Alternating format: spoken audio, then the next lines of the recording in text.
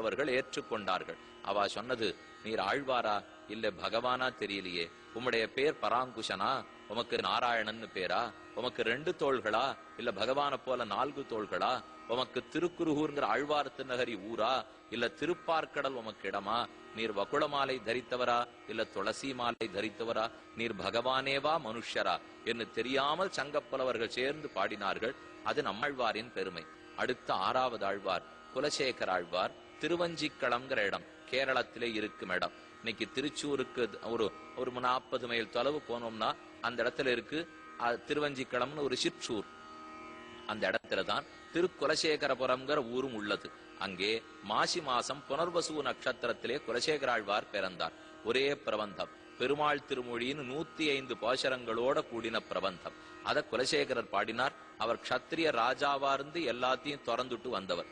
7வது ஆழ்வார் அனைவருக்கும் அறிமுகமான பெரியாழ்வார், ஆண்டாளுடைய திருத்தகப்பனார். ஸ்ரீவில்லிபுத்தூரில் ஆனி மாசத்தில் சுவாதி நட்சத்திரத்திலே பெரியாழ்வாருடைய அவதாரம். அவர் பாடினது திருப்பல்லாண்டு 12 பாசுரம் அனைவரும் அறிந்தது. திவ்ய பிரபந்தம் அருளி செயல்னு பாட ஆரம்பிக்கணும்னா திருப்பல்லாண்ட சொன்னாதான் பாட்டே தொடங்க முடியும், முடிக்கணும்னா திருப்பல்லாண்ட சொன்னாதான் முடிக்க முடியும். வேத பாராயணம்னு தொடங்குறோம் இல்லையோ, ஹரிஹி ஓம் ஆரம்பிப்போம், ஹரிஹி ஓம் முடிச்சுடுவோம். அப்ப எப்படி ஹரிஹி ஓம்ல ஆரம்பிச்சு ஹரிஹி ஓம்ல முடிக்கிறோமோ அத போல திவ்ய பிரபந்தம்ங்கிற தமிழ் வேதத்தை பாட வந்தால் திருப்பல்லாண்டுல தான் ஆரம்பிக்கணும், திருப்பல்லாண்டுல தான் முடிக்கணும். வேதத்துக்கு ஓம் என்னமது போல் உள்ளதுக்கெல்லாம் சுருக்காய் தான் மங்களமாதலால்னு சொல்லுவார்கள். அதனால அவர் திருப்பல்லாண்டு பாடினார். அதோட கூட பெரியாழ்வார் திருமொழிங்கிற பிரபந்தம், கண்ணனுடைய அனைத்து சேட்டிதம், கண்ணன் பிறந்ததிலிருந்து தொட்டிலிட்டதிலிருந்து அவர் தவழ்ந்ததிலிருந்து தளர்நட நடந்ததிலிருந்து அவருக்கு சோறூட்டினதிலிருந்து நிலாவை காட்டினதிலிருந்து தலவாரி பின்னி விட்டதிலிருந்து பூச்சி ஊட்டினதிலிருந்து அவளை குறிக்க வர கூப்பிட்டதிலிருந்து அவர் திருடினதிலிருந்து அவர் வெண்ண உண்டு கட்டுண்டதிலிருந்து அவர் புல்லாங்குழல் வாசிச்சதிலிருந்து இப்ப நான் சொன்ன ஒன்னொன்னுத்துக்கும் ஒரு 10 பாசுரம் பாடியிருக்கார். அதுக்குதான் சொல்றேன், இந்த ஓரொரு சேட்டித்தத்துக்கும் ஓரொரு 10 பாசுரங்கள் பாடி பெரியாழ்வார் திருமொழி சாதித்தார். இது பெரியாழ்வாரின் பெருமை. அவ்வாழ்வாருக்கு வயிற்றில் பிறவாத குழந்தையாய் துளசி கானனோத்பவாம் என்று துளசி வனத்திலே ஸ்ரீவில்லிபுத்தூரிலே அவதரித்தாள். இன்னோ திருவாடிப்பூரம் எமக்காகவன்னோ இங்காண்டாள் அவதரித்தாள். குன்னாத வாழ்வான வைகுந்த வான் போகன் தன்னை இகழ்ந்து ஆழ்வார் திருமகளாராய். பூமி பிராட்டியாக ஸ்ரீவைகுண்டத்தில் இருந்தவர் அந்த பெருமையெல்லாம் துறந்த ஆண்டாளாய் 2 திவ்ய பிரபந்தங்கள் பாடினார். 30 பாசுரம் திருப்பாவை, 143 பாசுரங்கள் நாச்சியார் திருமொழி. மற்ற 10 ஆழ்வார்களும் ஆண்கள், ஒரே பெண்.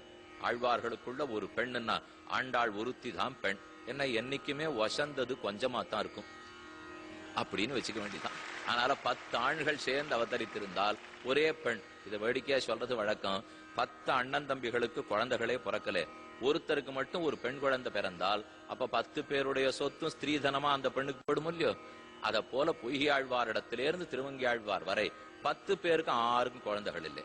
ஒரு பெரியாழ்வார் மட்டும் குல கொழுந்தாக ஒரு பெண்ணை பெற்றெடுத்தார். ஸ்ரீ விஷ்ணுசித்த குலநந்தன கல்பவல்லியம் ஸ்ரீ ரங்கராஜ ஹரிச்சந்தன யோகதிருஷ்யாம் சாட்சாத் க்ஷமாம் கருணையா கமலாமிவான்யாம் கோதாம் அனன்ய சரணஹா சரணம் பிரபத்தே என கோதாஸ்துதியிலே வேதாந்த தேசிகன் தெரிவிக்கிறார். அப்பேற்பட்ட ஆண்டாள் பிறந்தாள். இந்த 10 பேருடைய சொத்து எவ்வளவு தேரும்? அவளுக்கு போடுமுல்ல எல்லாமே. எவ்வளவு கூட்டினா 1 கோடி 2 கோடி 4 கோடி 10 கோடி ஒரு 12 வீடு 25 வீடு ஏதானு தேருமான்னு பார்த்தா ஒன்னும் தேராது. அவர்கள் கோடியில இருக்கிறவா இந்த கோடிக்கெல்லாம வந்துட போறப்போ அவர்களிடத்துல அப்ப என்ன தேரும்? ஞானம், பக்தி, வைராக்கியம். இந்த சொத்து தான் ஆழ்வார்கள் அனைவருடைய சொத்து. மொத்த சொத்தையும் அப்படியே பணமுடி பாட்டு ஆண்டாள் இடத்துல கொடுத்துட்டார்கள். அதனால ஆண்டாள் 30 பாசுரங்கள்.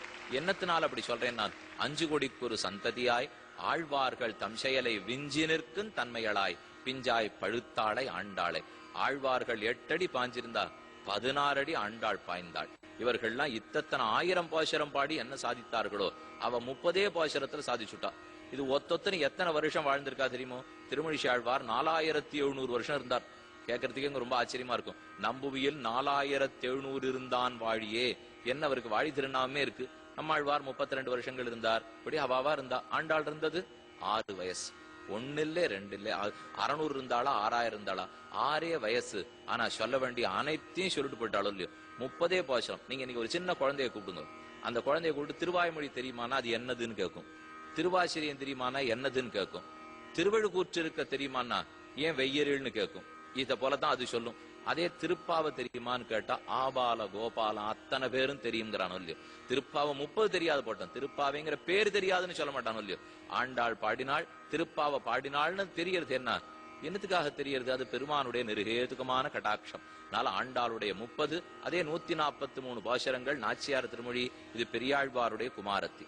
அடுத்து 8வது ஆழ்வாராக தொண்டரடிப்பொடி ஆழ்வார் மார்கழி மாசம் கேட்டை நட்சத்திரத்திலே சோழ தேசத்தில் இருக்கும் திருமண்டங்குடிங்கிற திவ்ய தேசத்திலே அவதரித்தார். சோழோர்வியாம் வனமாலாம்சம் பக்தபத்ரேணும் ஆசிரியே.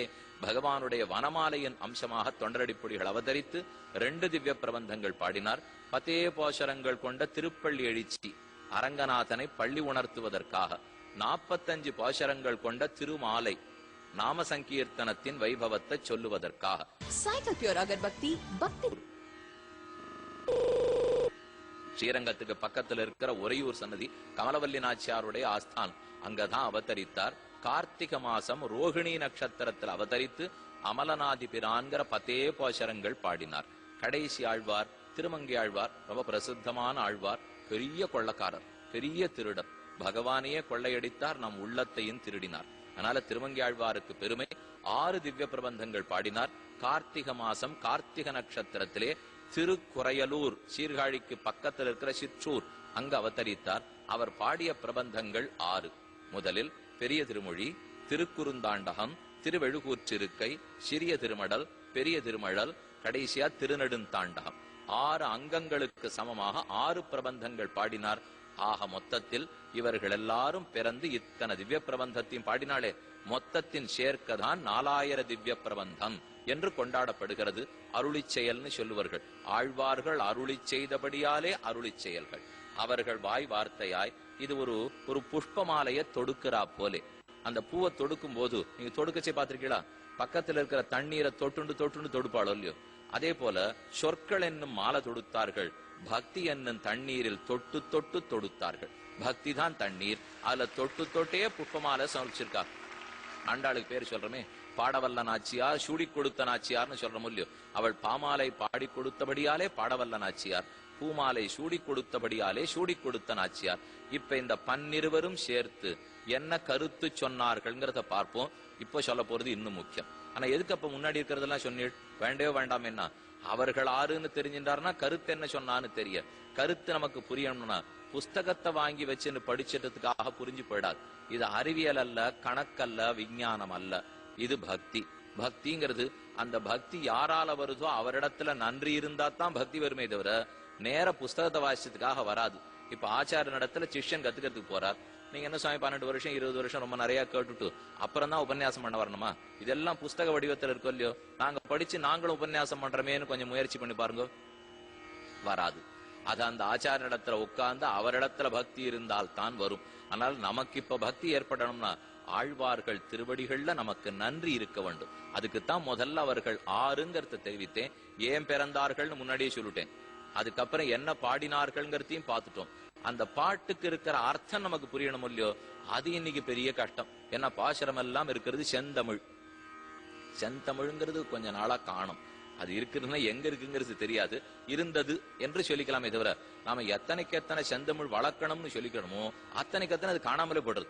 அது எங்க இருக்குன்னு தேடித்தான் இப்ப கண்டுபிடிக்கணும் போது. அந்த நாள்ல எல்லாம் சம்ஸ்கிருதத்துல பேசிட்டு இருந்தா ஒரே புகார், ஒரே குற்றம், ஒண்ணுமே புரியறது இல்ல.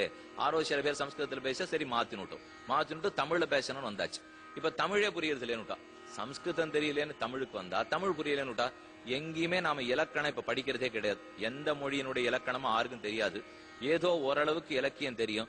அதுவும் தப்பும் தவறுமா சேர்த்து வைத்து இந்த கையில ஒரு தொலைபேசி வச்சுருக்கோம் பாருங்க, அதுல எழுதுற பாஷை தான் இப்ப யாருக்கும் தெரியுது. அதுல என்ன நீங்க பழக்கப்பட்டாலும் தெரிஞ்சிருக்கிற பாஷையை மறந்து போயிட போறதுன்னு அர்த்தம். ஏன்னா அதுல இருக்கிற காலை ஒட்டி, காலை வெட்டி, காலை உடைச்சு எது வேண்டாமோ அப்படியே தான் அதுல எழுதி பழகிடுறோம். இதெல்லாம் மாணவர்கள் கையில ரொம்ப தூரம் இருந்ததுன்னு சொன்னால் நம்ம எது மனசு பழகிண்டே இருக்கோ அதுதான் வழக்கத்துல வரும். நல்லத்த பேசி நல்லத்த நினைக்கணும். பேசும்போதே கூட சாதாரண பாஷையெல்லாம் பேசவே கூடாது.